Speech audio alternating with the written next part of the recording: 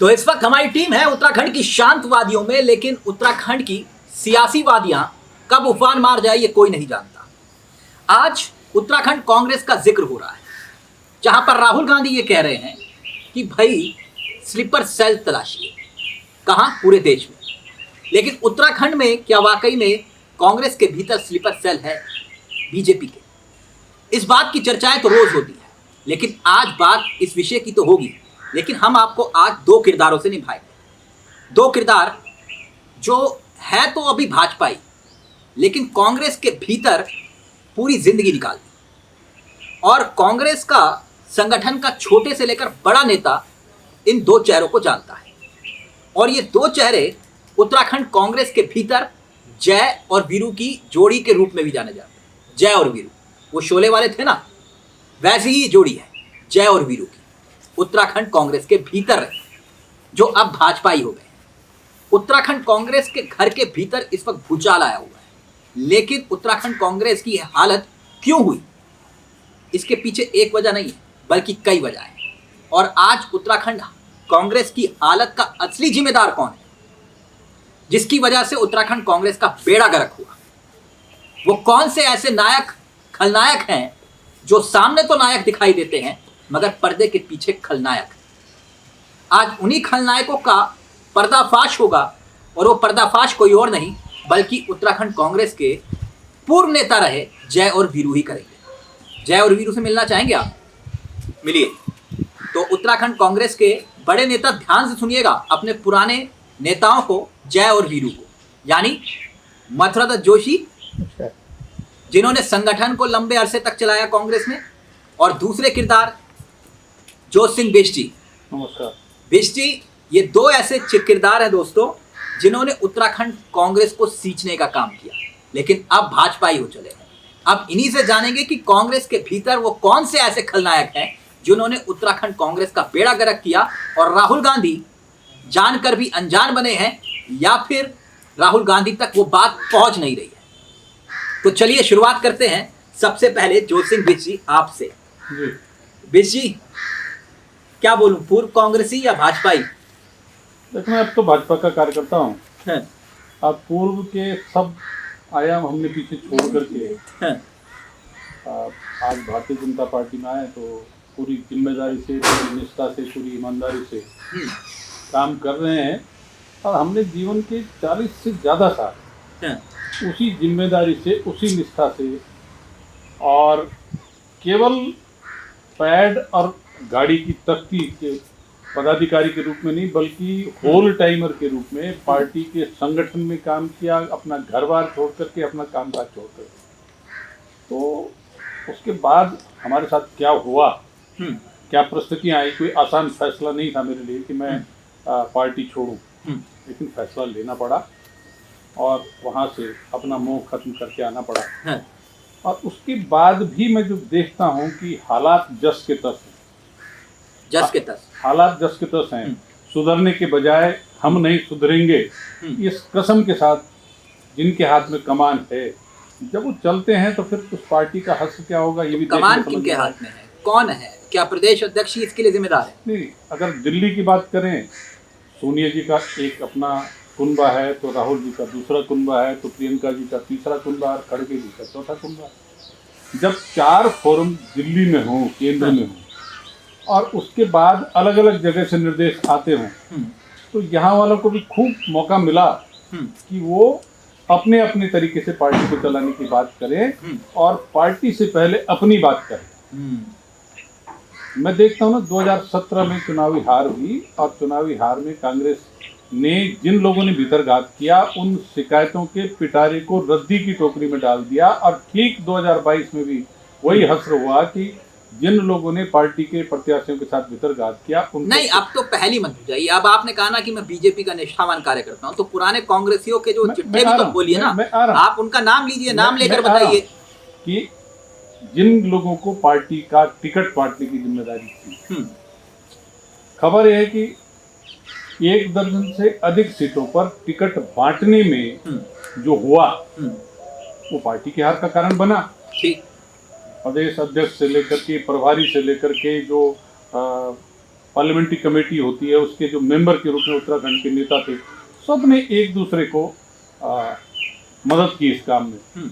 और उसके बाद जब चुनाव चल रहे थे तो 2022 क्या जरूरी है, 2027 देखेंगे, इस नारे को देखने वाले भी एक नेता थे। और उन्होंने उसके अनुरूप काम किया कि हार कौन कहाँ पर कैसे हार सकता है, उस पर काम किया। तो जब हराने में वो लोग जो नेतृत्व की पांत में आधा दर्जन लोग हैं, जब वो लोग थे, तो आप समझ सकते हैं कि पार्टी का हश्र क्या हुआ होगा। आज पार्टी जिस हालत में है, तो कहीं मुझे दूर दूर तक नहीं दिखाई देता कि ये सुधरेंगे। ठीक, अभी मेरे को नाम भी बताइएगा, लेकिन मथुरा जोशी जी, कांग्रेस में आनंद था या बीजेपी में? देखिए, अब तो बीजेपी में है तो आनंद तो बीजेपी में ही रहेगा है। लेकिन कांग्रेस की स्थिति जो है तो सब आपके सामने है। और अब तो एक अतीत की पार्टी है, मैं समझता हूँ उसके बारे में न सोचा जाए न चर्चा की जाए तो अच्छी बात रहेगी। लेकिन ठीक है, आपने चर्चा की है, पुरानी पार्टी रही हमारी, हमने उसमें बहुत काम किया है, बड़ी मेहनत की है, उस पार्टी को आगे बढ़ाने के लिए अपना दिन रात, अपना घर परिवार सब छोड़ा और बहुत काम उसमें किया। और बहुत से 5 के 6 अध्यक्षों के साथ काम किया, चाहे हरीश रावत जी हों, चाहे उसके बाद यशपाल आर्य जी रहे, उसके बाद किशोर उपाध्याय जी रहे, उसके बाद प्रीतम सिंह जी रहे, गोदियाल जी रहे, आज करण मेहरा जी हैं, सबके साथ काम किया, लंबा अनुभव है। लेकिन कांग्रेस के कृत्य ही, जो कांग्रेस के कर्म हैं कि अपने कार्यकर्ता को आप मारो और दूसरे कार्यकर्ता को आप आगे बढ़ाओ, और जो पुराने कार्यकर्ता हैं, आप पूरी पार्टी को देख लीजिए। पूरी आपको पार्टी धोखा किसने दिया? आपने पार्टी छोड़ते वक्त ये कहा था कि मुझे धोखा दिया। भाई, धोखा सबने ही दिया, जिसने कहा किसने धोखा दिया, नाम लेकर बताइए। सारे हैं उसमें, कौन है? सारे लोग हैं उसमें, जितने भी हैं 5-6 नेता जितने भी हैं, हरीश रावत जी से लेकर, पहले दिन तो हरीश रावत जी ने कहा कि मेयर होगी, अब आप क्या मेयर लड़ोगे। उसके बाद सबने कहा, माननीय अध्यक्ष जी ने कहा हमसे। तो आप जानते हैं माननीय अध्यक्ष जी ने हमसे क्या कहा? आज जो कह रहे हैं आप कि ये कह रहे हो कि आज जो आपसे धोखा किया, आप जानते हैं माननीय अध्यक्ष जी ने आपके बारे में हमसे क्या कहा? उन्होंने कहा अगर जोशी जी के पास प्रमाण है तो दिखाइए। कहीं हमने लिखित में कहा उनको कि हमने टिकट देने का वादा किया उनसे, तो बताइए। राजनीति कह रहे हैं वो झूठ बोल रहे हैं। अध्यक्ष जी नादान नहीं है, मेरी राय है अध्यक्ष जी को, मेरे छोटे भाई की तरह हैं। राजनीति में कभी किसी को प्रमाण देने की आवश्यकता नहीं पड़ती। नहीं, करण महारा को बताइए ना। फिर नहीं, आप मैं बताइए, बता रहा करण हूं महारा तो ऑन रिकॉर्ड बोल रहे हैं कि नहीं बोला। मैं उन्हीं को कह रहा हूँ, राजनीति में कभी किसी को प्रमाण देने की आवश्यकता नहीं पड़ती। तो राजनीति में कोई लिख के देता है, मैं तेरे ले दूंगा। मैं जब कार्यालय में बैठा हूँ, सारे काम आप मेरे से करा रहे हो, आप ही ने तो मुझे कहा होगा ना टिकट अप्लाई किया कि नहीं किया। क्यों कहा आपने कि भाभी जी को वहाँ को भेज दो? मैं वैसे बोलना नहीं चाहता हूँ उनके बारे में कुछ भी, लेकिन इस तरह की बात अगर वो करेंगे तो बड़ी बातें दूर तक जाएंगी। राजनीति में कोई प्रमाण होता है किसी चीज का? वो तो कह रहे हैं प्रमाण है, तो बताइए। प्रमाण अब मिल जाएगा, प्रमाण सबके सामने है। प्रमाणों की जो बात हो रही चावला जी, करण मेहरा बताएं कि चलो हम पर तो उन्होंने 10 बातें कही। दिनेश अग्रवाल जी ने कांग्रेस क्यों छोड़ी, इसका जवाब है करण मेहरा के पास। विजयपाल सजवाण ने कांग्रेस क्यों छोड़ी, इसका जवाब है। शैलेंद्र रावत ने कांग्रेस क्यों छोड़ी, इसका जवाब है। या राजेंद्र भंडारी ने कांग्रेस क्यों छोड़ी, इसका जवाब करण मेहरा बताएं कि कांग्रेस उन नेताओं ने छोड़ी जिनको वहां पर पद भी मिला था। उसके बाद कोई आदमी बच्चे की तरह नहीं चल देता किसी के पीछे। उनकी नजर में आप अवसरवादी हैं, इसे अवसरवादी कहते हैं। नहीं, उनकी नजर में आप अवसरवादी, हमारी नजर में वो परिवारवादी हैं। और अगर हमको अवसरवादी कह रहे हैं, कैसे साबित करेंगे परिवारवादी हैं? मैं कह रहा हूँ बताइए। मैं तो दूसरी बात कह रहा हूँ। परिवारवादी ऐसे हैं कि हरीश रावत जी से लेकर करण मेहरा तक एक ही तो परिवार है, कोई अलग अलग नहीं है। अब हरीश रावत जी चुनाव लड़ेंगे, रेणुका रावत जी चुनाव लड़ेंगी, अनुपमा रावत जी चुनाव लड़ेंगी, वीरेंद्र रावत जी चुनाव लड़ेंगे, गोविंद सिंह मेहरा चुनाव लड़ेंगे, पूर्ण सिंह मेहरा चुनाव लड़ेंगे, करण मेहरा चुनाव लड़ेंगे और गरिमा मेहरा पदाधिकारी रहेंगी। तो बाकी लोग कहाँ जाएंगे? बाकी लोग कहाँ जाएंगे? जो कार्यकर्ता है उसकी भी उम्मीदें होती हैं। मुझे 2002 में टिकट मिलना चाहिए था, मैं 96 में लड़ा उत्तर प्रदेश में, और मेरी जमानत बची। जमानत बचने वालों को सबको टिकट मिला, मेरा टिकट हरीश रावत जी ने काटा। हम कांग्रेस के साथ रहे, कांग्रेस के प्रत्याशी को जिता करके लाए। साथ में साथ रहे तो 12 में फिर मुझे टिकट नहीं मिला। तो मेरी पीड़ा को, मेरे अधिकार की लड़ाई कौन लड़ेगा, क्योंकि मुझसे काम करवाना था और टिकट अपने लोगों को देना था। भाई आखिर चलिए अंदर अंदर की बात तब तो बाहर आई गई है। उत्तराखंड कांग्रेस में क्या वाकई गुटबाजी है? आप अभी जहां से आए, हाँ। एक गुट उनका करण बनर्जी जी का, एक हरीश रावत जी का है, एक प्रीतम जी का है। आजकल साथ साथ दिखाई दे रहे हैं, लेकिन अच्छा एक गुट है हाँ, ये है। और यशपाल आर्य जी का भी एक है, तो अपने गणेश तो गोयल जी का एक आप है। किस गुट में थे? मैं तो कांग्रेस का काम करता था। हरीश रावत रहे, उनके साथ किया है, आर्य के साथ किया, फिर प्रीतम सिंह जी के साथ किया, फिर किशोर जी के साथ किया। नहीं, जोशी जी के ऊपर तो यही लगता ना कि हरीश रावत जी के गुट के, यही था ना जोशी जी आपके साथ? अब ठीक है, लोगों ने बताया हमको गुट का, हम तो हरीश रावत जी के साथ लंबे समय तक काम किए हैं। हाँ। स्वाभाविक रूप है, कहना ही था कि हम उनके गुट के हैं।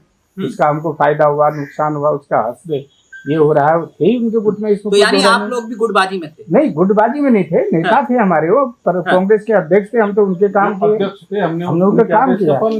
अच्छा चलिए, आप तो अंदर तक कांग्रेस को क्योंकि चला रहे थे, आप दोनों ही संगठन के मुख्य चेहरे थे उत्तराखंड में, तो ये कांग्रेस के अंदर जो चेहरे थे, जैसे राहुल गांधी ने कहा कि स्लीपर सेल है उत्तराखंड कांग्रेस में, स्लीपर सेल है बीजेपी के, आपकी नजर में जोशी जी? देखिए, निश्चित रूप से देखिए, सबसे बड़ी पहली बात तो राहुल जी को ये तय करनी पड़ेगी, अगर कांग्रेस का विवेचन करना है या कांग्रेस में सोचना है, अंतर मन से सोचना है, तो ये तो कहें 2014 में 2009 में 5 की 5 लोकसभा सीट जीतने के बाद 2014 में 5 की 5 सीटें क्यों हारे, एक बात। दूसरा कारण 2017 क्यों हारे, तीसरी बात 2019 क्यों हार गए, किसकी लीडरशिप थी, चौथी बात 2022 में कौन नेता थे, कौन चुनाव लड़ रहे थे, क्या उन नेताओं से कभी उनकी जवाबदारी पूछी गई? हमसे प्रमाण मांग रहे हैं, हमसे प्रमाण मांग रहे हैं, तो वो अपना प्रमाण भी तो दें पहले। जिन्होंने 2022 है क्या बीसी, आपको लगता है बीजेपी के कुछ चेहरे कांग्रेस में? बताइए जोशी। देखिए, ये क्या प्रमाण थे इससे ज्यादा? जो नेता थे, जब तुम्हारे नेतृत्व में पार्टी संभल ही नहीं पा रही, जीत ही नहीं पा रही, इसका मतलब किसके लिए ये नेता काम कर रहे थे, जिनके ऊपर जिम्मेदारी दी थी? प्रीतम सिंह जी नेता प्रतिपक्ष भी थे, 4 साल अध्यक्ष भी रहे, हरीश रावत जी मुख्यमंत्री भी रहे, यशपाल आर्य जी बीजेपी 2017 में महत्वपूर्ण पद पर थे, 7 साल अध्यक्ष भी रहे, उसके बाद 5 साल बीजेपी में भी सरकार चला है, उसके बाद कांग्रेस में आ गए, उसके बाद उनको नेता प्रतिपक्ष बना दिया, तो 2024 कैसे हार गया?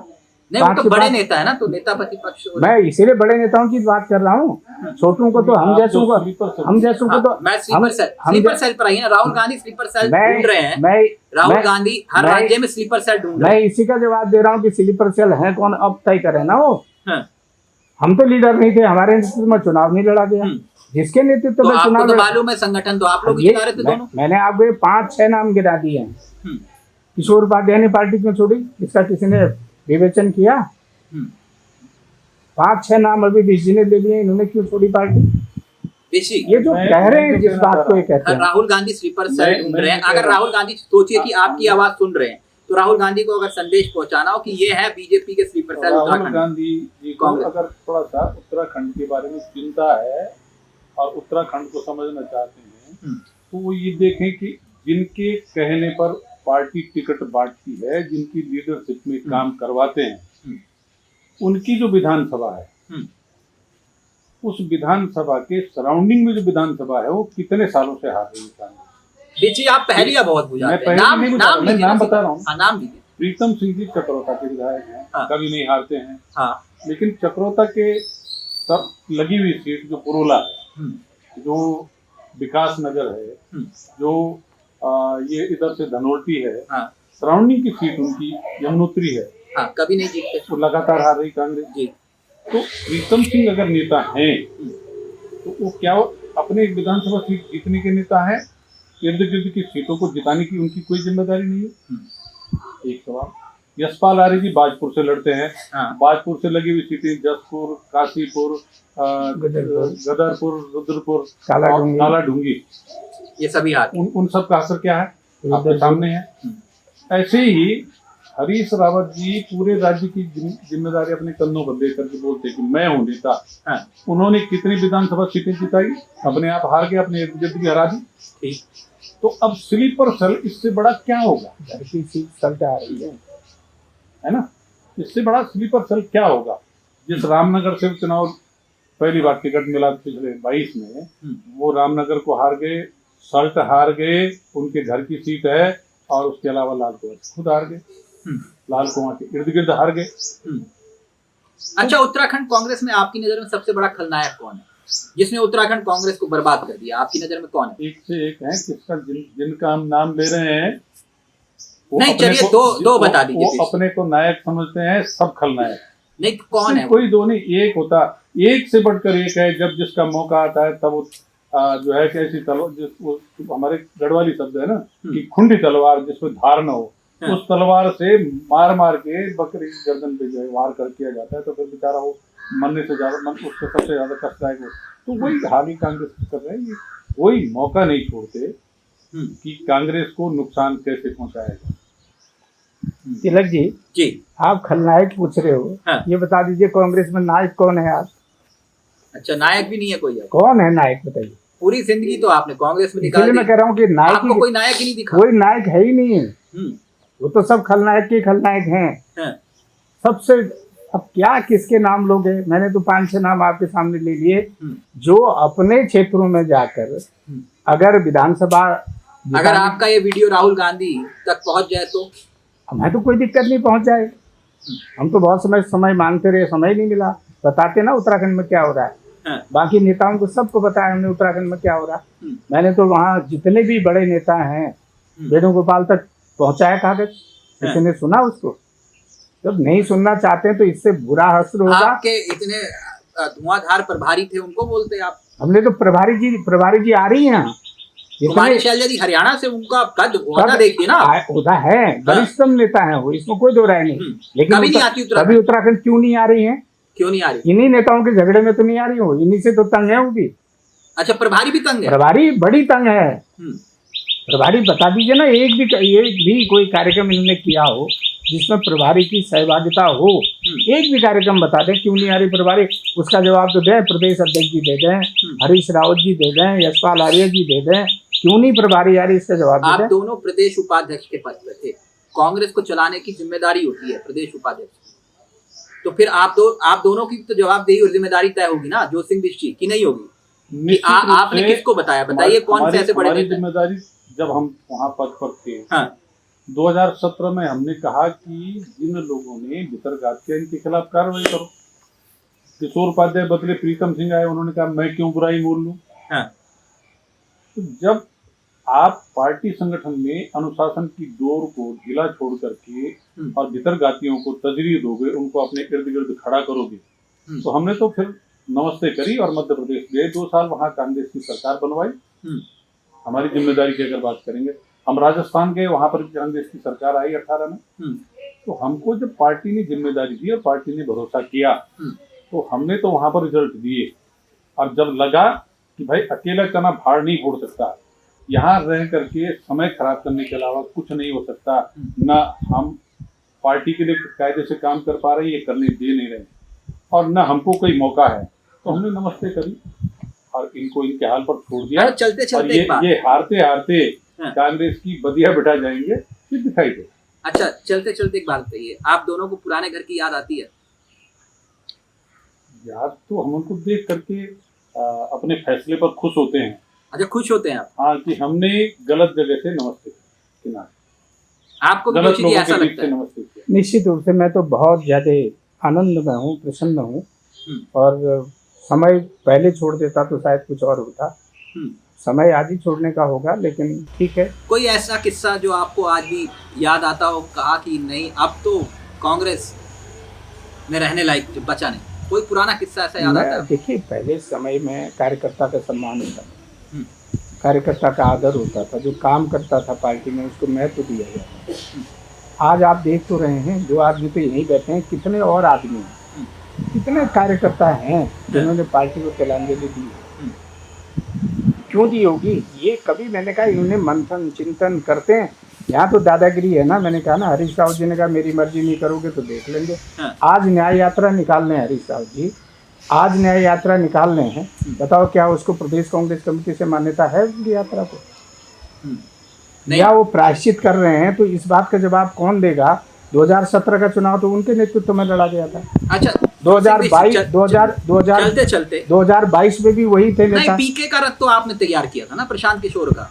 आप दोनों ने तो रथ तैयार किया। हमने नहीं किया ना, हमसे पूछा क्या पीके रथ। आपको मैं इसका जवाब तो वही हरीश रावत जी का। मैंने 2017 के चुनाव में 10 लाख लोगों का डाटा तैयार किया, मतदाताओं का डाटा बैंक। किशोर उपाध्याय जी ने कहा कि साहब ये प्रियंका जी की तरफ से यहाँ पर आए हैं प्रशांत किशोर, और इनको ये डाटा उपलब्ध कराई।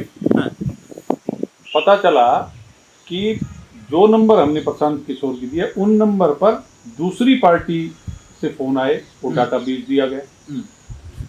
जो पोस्टर जारी हुआ 2017 के चुनाव का कि उत्तराखंड रहे खुशहाल, रावत पूरे 5 साल, उसमें न सोनिया गांधी का फोटो था, न किशोर उपाध्याय का फोटो था, न कांग्रेस का बैकग्राउंड था, न कांग्रेस का नाम था। मैंने उसका विरोध किया। राहुल गांधी का ऋषिकेश की मीटिंग में ब्रह्मस्वरूप ब्रह्मचारी के ऑफिस में मैंने उनको धमकाया कि इसको चेंज करो, वो नहीं माने। तो जब पीके को ऊपर से बरदस्त था और करोड़ों रुपए मिला, तो पीके ने उसका उपयोग कांग्रेस के पक्ष में करने के बजाय किसी दूसरे के पक्ष में किया। उसका परिणाम। अच्छा, चलते चलते बताइए, दो नेता अगर कांग्रेस, राहुल गांधी उनको निकाल दें तो फिर उत्तराखंड कांग्रेस का कुछ भला हो सकता है? उन दो नेताओं के नाम बताइए। 5 निकाले जाने चाहिए। दो कौन से 5 नाम को गिना रहे हैं, वो आपके सामने हैं। 5 को निकाल देंगे तो कांग्रेस ठीक हो जाएगी। कौन से 5 नाम? गिना दिन साहब 5 आप बार-बार एक बार फिर से बता दीजिए ना। मैंने कहा ना कि जो 5 अपने को झंडा बरदार समझ रहे हैं, आज भी पक्के कांग्रेसी हैं, इसका मतलब उनको घर बिठा दिया आपके जाए। दिल में कांग्रेस 40 साल कांग्रेस में रहे। हाँ, तो नाम लेने में क्यों? हमारा झगड़ा कांग्रेस के उन नेताओं से था जिन नेताओं ने कांग्रेस का नाश मारा, और उसके बाद आप बताइए 5 नेता वो कौन से हैं जिसको राहुल गांधी निकाल दे तो उत्तराखंड कांग्रेस? राहुल गांधी तय करें, उनको इतनी अकल होगी तो निकालेंगे। हमारे कहने से निकालने वाले हैं। जोशी जी आप तो बोल दीजिए, जय वीरू की जोड़ी है, अब जय नहीं बोलेगा तो वीरू कैसे बोलेगा? नहीं, मैं तो ये कहूँगा कि इन 5 को राहुल जी और जिम्मेदारी दें ताकि कांग्रेस का और बेड़ा गर्क हो। इन 5 को इनाम दें। किन 5? ये जो जितने 5 मैंने गिनाए, हरीश रावत जी हो गए, यशपाल आर्य जी होंगे, प्रीतम सिंह जी हो गए, गणेश गोदियाल जी हो गए और करण बेरा जी, इनको और जिम्मेदारी दे, अच्छी जिम्मेदारी दे तो अच्छा, मुझे लगता है रिजल्ट अच्छा मिलेगा 2027 का। लेकिन यहाँ पर एक बात कह दूँ आपको अपने राजनीतिक अनुभव के आधार पर, नए 2027 जीतेंगे, नए 2032 जीतेंगे। अगर यही हाल है इनका, हमारी इनको शुभकामनाएं हैं, ये बने। मैंने तो पहले दिन भी कहा था मेरी शुभकामनाएं, जितने बड़े हैं उनको शुभकामनाएं हैं, जितने छोटे हैं उनको आशीर्वाद है। जो उम्र में मेरे छोटे हैं, वो बड़े नेता जरूर हो सकते हैं, उम्र में मेरे छोटे हैं, लेकिन जिस हाल में वो कांग्रेस को चला रहे हैं, मैं समझता हूँ इससे बुरी हालत कांग्रेस की होगी और निश्चित रूप से होगी। और हम तो अब केवल भाजपा के बारे में सोचेंगे, भाजपा में कितनी मजबूती से काम कर सकते हैं इस बारे में सोचेंगे, ये काम करेंगे। बाकी कांग्रेस का जितना बेड़ा गर्क करना था इन 5-7 नेताओं ने कर दिया। और राहुल जी को हमारी शुभकामनाएं, इनको जरूर जिम्मेदारी दें, क्योंकि कोई देखो आसाम गए वहाँ क्या हाल करके आए, पंजाब गए वहाँ क्या हाल करके, अब ज़्यादा बोलना ठीक नहीं है ना किसी के लिए। अच्छा, चलते चलते हमारा ये, क्योंकि लगभग शायद 20 साल हो गए हम एक दूसरे को जानते हुए, बीसी हो आप हो, दोनों हो, तमाम इंटरव्यूज़ आप लोगों के साथ हुए, तमाम डिबेट्स आप लोगों के साथ हुई। मुझे तो बहुत मज़ा आया। ये इंटरव्यू कुछ अलग था, जिसका आनंद बहुत आया, क्योंकि आप लोगों ने पहली बार कांग्रेस के अंदर के भीतर जो बीमारी है उसका जिक्र किया। आपकी इस इंटरव्यू को लेकर क्या राय है? जल्दी से एक 30 सेकंड में आप दोनों। देखिए, उत्तराखंड इस समय जिन हाथों में है, संयोग से हम आज उन्हीं के साथ हैं, और उत्तराखंड खुशहाल रहे और ये डबल इंजन की सरकार उत्तराखंड के लोगों की आकांक्षाओं की पूर्ति करके इस राज्य के विकास में योगदान करे, तो हम इस भावना के साथ यहाँ जुड़ करके अपनी जिम्मेदारी का निर्वहन करेंगे, अपने राजनीतिक अनुभव का लाभ देंगे। और ये जो आपका इंटरव्यू जो आपने दिया, जिसमें आपने हमको पुरानी यादें कुछ जिक्र आ गया, लेकिन हम उनको अब याद भी नहीं करना चाहते। हम जहाँ हैं यहाँ खुश भी हैं और उम्मीद कर रहे हैं कि यहाँ पर जिन जिन विषय पर हमारी बातचीत पार्टी नेतृत्व से हो रही है तो आदरणीय मोदी जी, आदरणीय धामी जी के नेतृत्व में कुछ अच्छा ऐसा होगा कि जिसमें हमको भी और आनंद आएगा। जोशी जी, आप देखिए हम को लेकर देखिए 30 सेकंड में बहुत अच्छा इंटरव्यू आपने किया, आपको शुभकामनाएं हैं। लेकिन इस समय उत्तराखंड एक कुशल नेतृत्व के हाथ में है, धामी जी के हाथ में है और संगठन का नेतृत्व महेंद्र भट्ट जी कर रहे हैं। बहुत अच्छा काम हो रहा है और भारतीय जनता पार्टी में बिल्कुल बहुत अच्छा महसूस कर रहे हैं और इस पार्टी में हमारा जितना भी योगदान होगा इसको मजबूत करने के लिए, जो आज तक का राजनीतिक अनुभव है उसका उपयोग करके पार्टी को मजबूत करेंगे और धामी जी के नेतृत्व में हमारा प्रयास रहेगा कि 2027 में पुनः भारतीय जनता पार्टी की सरकार इस प्रदेश में बनेगी। हरीश रावत को कुछ कहना चाहेंगे आप दोनों? कुछ नहीं, हमारी शुभकामनाएं। बड़े भाई के रूप में नमस्कार। दूर से नमस्कार। जोशी जी आप तो कर दीजिए नमस्कार। मिलेंगे नमस्कार करेंगे, शिष्टाचार निभाएंगे। अच्छा चलिए। देखिए हरीश रावत जी बड़े भाई हैं हमारे और हमने उनसे बहुत कुछ सीखा भी है राजनीति में और अभी भी लेकिन अभी भी सीख रहे हैं, इसमें कोई दो राय नहीं। देखिए 82-83 साल में आदमी पूरे प्रदेश में घूम रहा है लेकिन जज्बा तो है, मंडाण भी लगा रहे, लेकिन ठीक है उसका रिजल्ट उनको नहीं मिल रहा क्योंकि ऐसे लोगों को साथ में रखेंगे तो उनका वही असर होगा। आप देख रहे हैं। चलिए ठीक है, आप ही की एक पुरानी बातें हो गई तो फिर चलते चलते आप लोगों का दोनों का शुक्रिया है, लेकिन चलते चलते एक पुराना, क्योंकि आपने रावत जी का जिक्र किया तो मुझे वो बात याद आ गई कि खाता ना बही। हाँ, जो हरीश रावत बोले वही सही। तो ये आपकी एक बात मुझे याद आ गई। खैर बहुत बहुत शुक्रिया आपका, मतलब जोशी जी आपका भी और जोत सिंह बिष्ट जी आपका भी बहुत बहुत शुक्रिया, तहे दिल से बहुत बहुत शुक्रिया आप दोनों का कि आपने पुरानी बातों को याद किया और अपनी बात को राहुल गांधी तक पहुंचा दिया, जाने अनजाने ही सही। बहुत बहुत शुक्रिया आप दोनों का, थैंक यू सो मच। आप सभी का बहुत बहुत शुक्रिया। फिलहाल मुझे तिलक चावला को दीजिए इजाजत। नमस्कार, जय हिंद, जय भारत।